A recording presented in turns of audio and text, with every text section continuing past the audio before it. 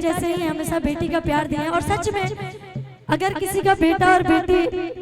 अगर पूरी दुनिया उससे जानती हो, प्यार करती हो, तो उस बाप को उसे गर्व की बात और क्या हो सकती है। और ये सच में सौरभ अंकल ने ये साबित किया आज बोल के इस मंच से, तो बहुत बहुत धन्यवाद। और कहो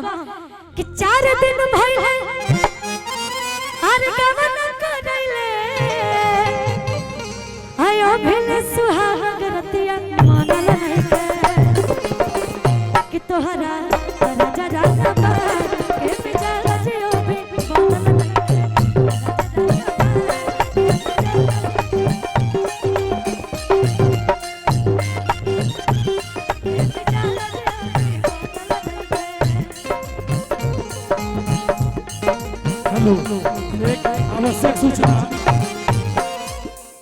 एक आवश्यक सूचना सुमित जी बंजरिया के अगर हैं यहाँ पे,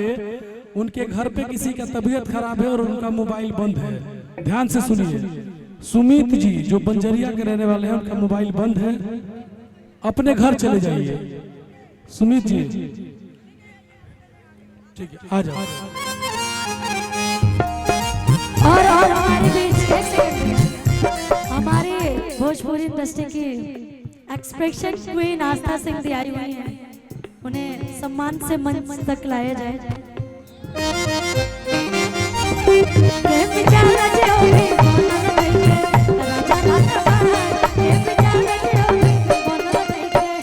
लेकिन लड़कियां कहला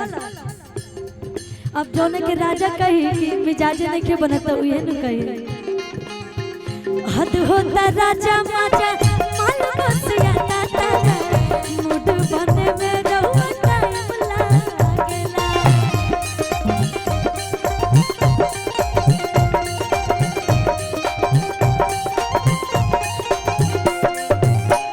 हद होता राजा माजा माल को सियाता मूड बने में रहुआ टाइम लागेला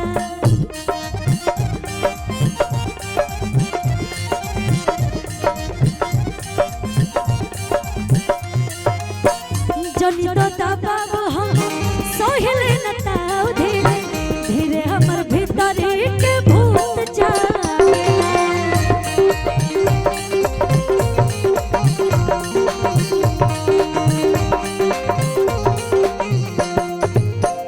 लइकिया कहतिया कि पानी हम राजे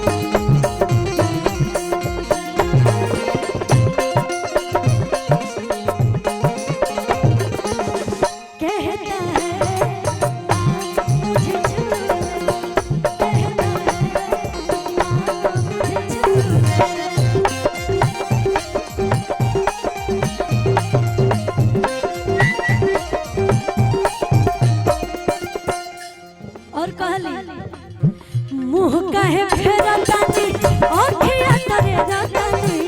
इन्हें हम पानी पानी भइली राजा जी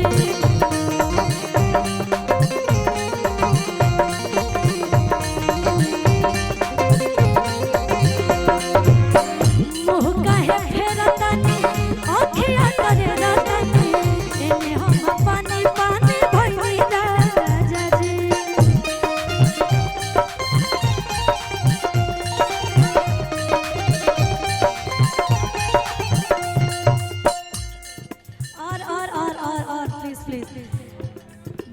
हमारी भोजपुरी जगत के एक्सप्रेशन क्वीन पूरी दुनिया